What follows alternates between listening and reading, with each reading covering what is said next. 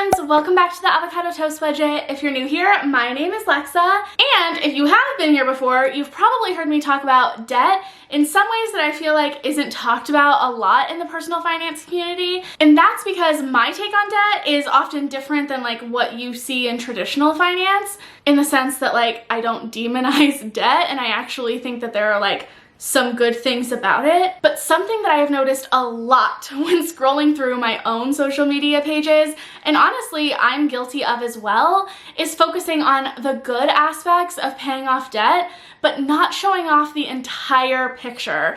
So today, I actually want to talk about the downsides to paying off debt, or just some of those things revolving around debt payoff that people don't talk about. I am all for paying off debt, getting on a debt-free journey if that is what works for you, but I also want to make sure that you know what to expect and that I am sharing some of the things that I have learned along the way, whether they are the good or the not so good things. And I also just think that it is really important as a personal finance creator that I am open and honest with you and share my experiences and let you in on some of those like not as fun things about being debt-free and paying off debt that not a lot of people want to talk about and bring to the surface. We have some really important things to cover in this video, so let's go ahead and get into it.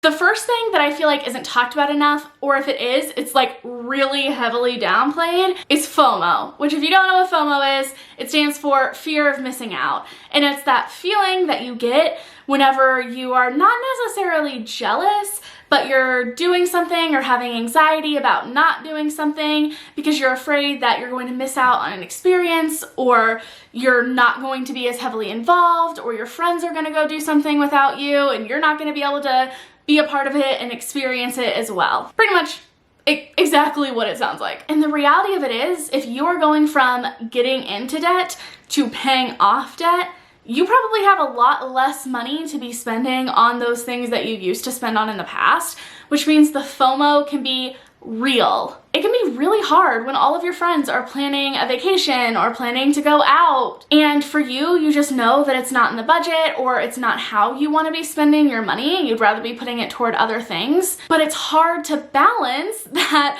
want to be involved and have these experiences with your friends, but also want to reach your debt payoff goals. And I am all for finding a balance within your budget that still allows you to spend some money on these things that you enjoy, but oftentimes when we're taking a look at our budget, things like eating out, going out, fun money, sometimes even like groceries, those are the places that we have the most wiggle room and the opportunity to cut back on some of our spending. Doesn't mean that you have to never go out with your friends again, but it does mean that chances are that you are going to have to pass up on some of those more expensive hangouts or trips, and that can cause serious FOMO. And that can be really isolating. I mean, let's be honest here, it's not very fun to be sitting at home watching your friends post pictures on Instagram on a beach or in Vegas or whatever without you. And hopefully a lot of you have really good friends and deep connections that you can be vulnerable and honest with them about how you're feeling and have a conversation that you're trying to meet these goals. You don't have as much money to be spending the way that you were before,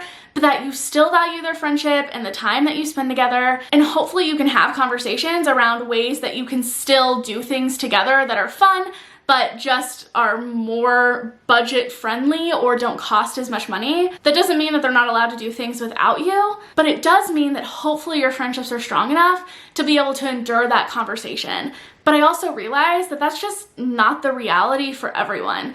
And it can be hard to have those conversations. And sometimes your friends just aren't in the same spot and they're not ready to have those yet. They don't want to be having a conversation with you about budgeting and spending less money, because sometimes it can make them feel really bad that they're not spending less money, or they're not getting on a budget, or they're not reaching their debt payoff goals. And oftentimes this can create an even bigger gap in your friendship and can contribute to FOMO and that feeling of loneliness even more. I highly recommend, if you feel like you are able and it's a safe space to do so, to try to have some of those harder conversations with your friends, explain to them your situation and your goals, and hopefully they are supportive and they want to figure out ways that you guys can all still hang out, that allow you to not be spending as much money the way that you were before. But also, I think that it's important that we validate that that aspect of debt payoff is really hard, because the reality of it is we're living in capitalism. Money affects all aspects of our life, and it definitely impacts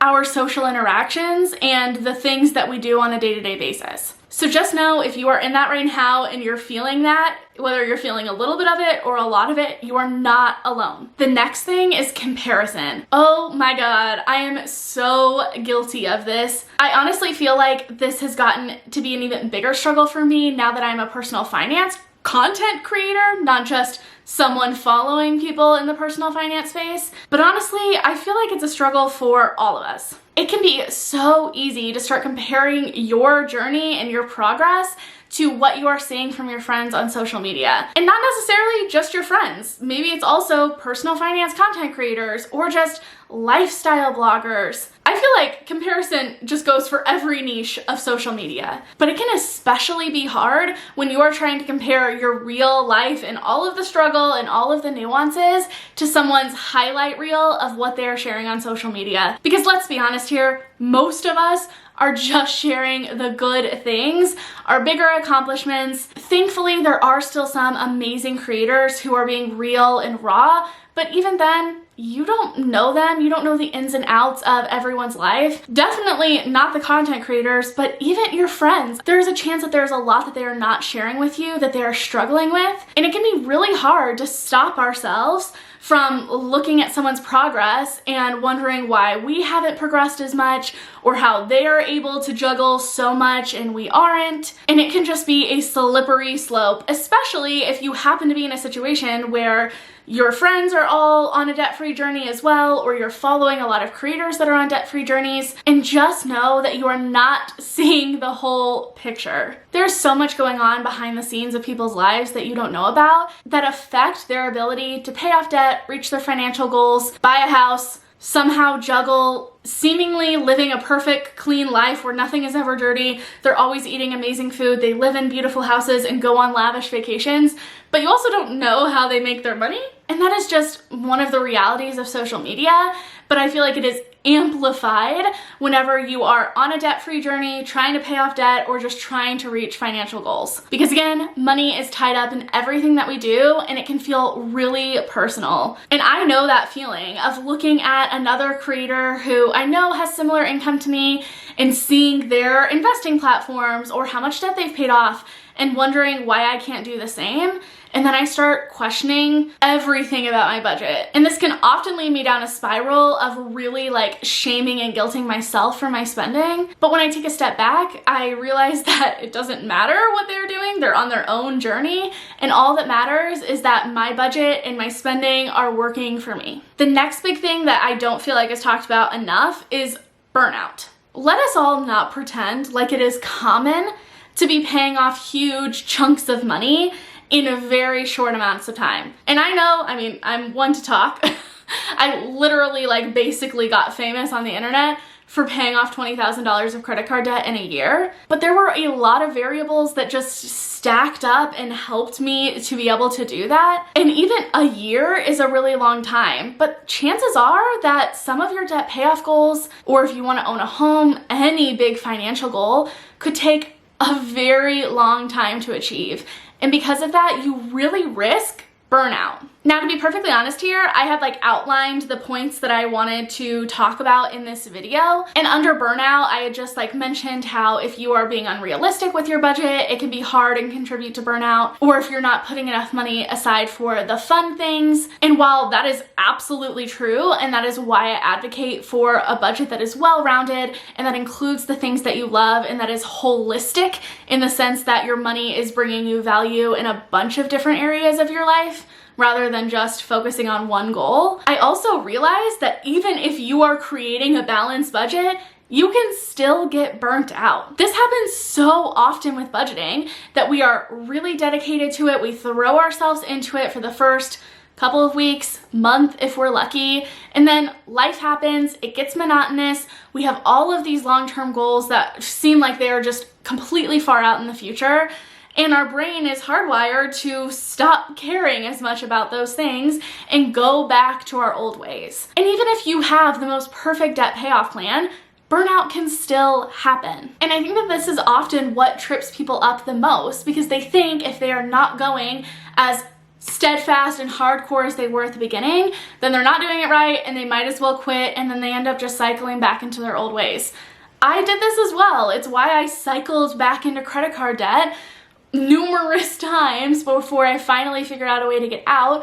And that is because of this picture I had in my head that if I was dedicated to reach this debt payoff goal, I needed to be going just as hard on day 300 as I was doing on day 1. And that's just not practical. So if you are in a place where you have worked really hard to reach a goal and you still feel like you're just never going to get to it, or maybe you're getting close, but you still just like don't feel as passionate as you once did about it, just know that that is normal. It is okay to slow down a bit, but I promise you, just keep going just a little bit. You can step back if you want. I'm kind of in that like area of my life. I love talking about budgeting and money, but I recently, within the last couple of months, decided to change up how I budget in a way that's not as structured, because I was just getting burnt out with it and it wasn't working for me anymore. It doesn't mean I go back to my old ways of overdrafting all the time and racking up credit card debt that I can't afford, but does it mean that maybe I'm not saving as much as I was in the beginning? Yeah, maybe, but I'm still headed toward my goals, and that's all that matters. Again, if it feels like it's hard, it's not because you're doing it wrong, it's just because it's hard. And along the same lines of burnout, I feel like this kind of goes hand in hand, is backpedaling. I backpedaled 3 times back into credit card debt. I went through a cycle where I would get so convinced that I was gonna pay off my debt. I would get a personal loan to pay off my credit card debt so I could start from zero, swear I wouldn't rack up my credit card, and then somehow rack it up even more than I did the first time, and then repeat the process over again. And I did that 3 times and almost started into a 4th time before I finally figured out a system that worked for me. And actually, I was just talking to my dad about this because he brought up when he was younger that he did the exact same thing. And it's because of that same thing that contributes to burnout that we get really, really dedicated to doing something at first.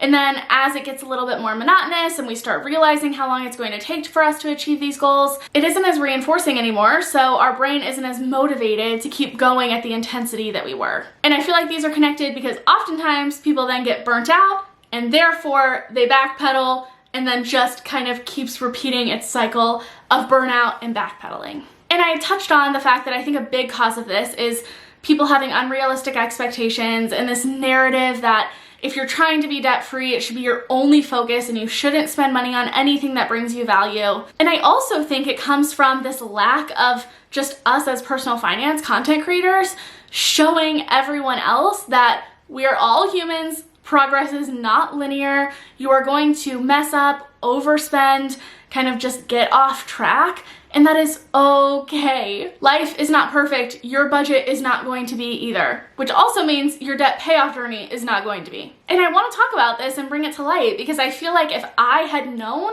that this was kind of normal and that other people experienced it too, I probably would not have cycled at least either as often or as hard as I did, because I feel like a lot of it came from that shame and guilt that if I wasn't doing all of the things as fast as I should, then it wasn't worth doing any of them, and that no one else could possibly relate because I didn't see anyone else talking about this on social media, so it must just be a me thing, and therefore that felt really isolating and I didn't have anyone to lean on.